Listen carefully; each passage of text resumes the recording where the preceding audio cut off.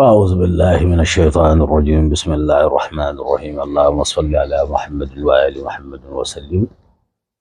السلام عليكم يا جماعة المسلمين والمسلمات ينام بدوكر فكنا بعد من ندل مسا توي مسا بين دانتي على وقف أمبو مسا بين دي هنا لكشي أقو شايا مصطفى كا أنا كسدو سنو أنا ما سنا كتب على ربنا في نيتنا ذاتي على كينا بلا لك يا قابما إن شاء الله نواتي يعني نكمي أمنا كما fenga min be adama do nafa o de anga siritigala ba min be nabidlani suratul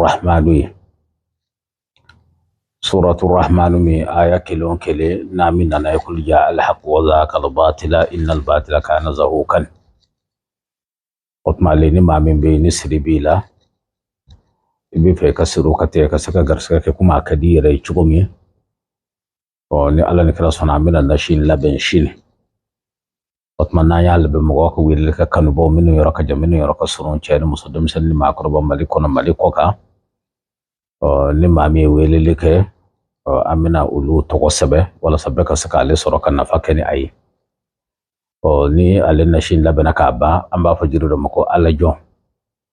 ani ala jon de bitobi ma kele ala jon kuro kono do de bikika na shila ka tubi otmana tobira a tobile kofe abi shene ka ki ka bidola ka ci me mana ka yoro otmana sir me bi jija ibi yoro me ni yoro be yoro me ni ma bi saka ko ala otma bi jija ki ta ko shukonondo ni ma mi non fara be ko ko li yoro man no ibi ta ka fara ko be mu shukonondo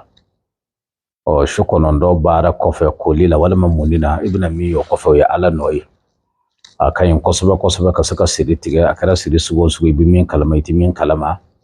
kay mana ka baro bar la ka saka daw yeli yo bar la ka garska nyana ma soroka o barin kono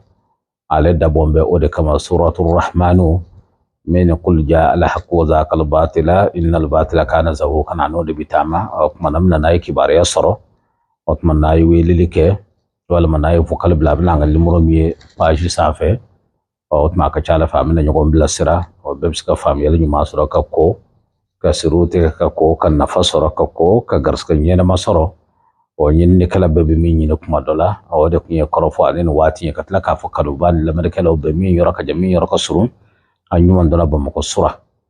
wa mu ya dira ka fandara hajo teliman na buake o tamo bebe ne ba fo 20 jourma me sura anyuma dola dembayala ba shi shiman soro ko fana fo wala sa famiyel ka soro. Assalamu alaikum warahmatullahi wabarakatuh.